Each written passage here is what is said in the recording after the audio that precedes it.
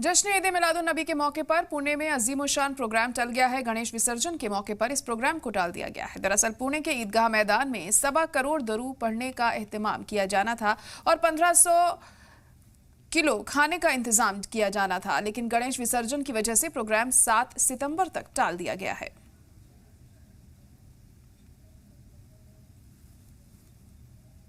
सीरत कमेटी की जानिब से हम सलाम अर्ज करते हैं और ये आपके सामने हम इजहार करना चाहते हैं कि 5 सितंबर को जो ईदगाह में प्रोग्राम होने वाला था वो किसी हालात के वजह से 7 सितंबर को किया गया है।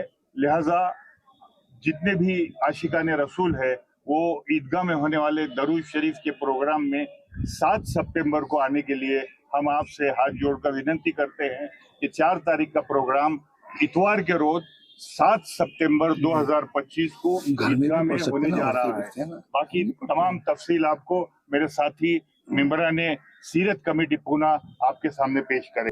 1500 साला जश्न ईद मिलादुन नबी के मौके पे बरोज इतवार 7 सितंबर 2025 पूना शहर ईदगाह ग्राउंड पे एक अजीम शान जलसा, दरूद खानी और लंगर का एहतमाम मेंबर ऑफ सीरत कमेटी के जानिब से किया जा रहा है।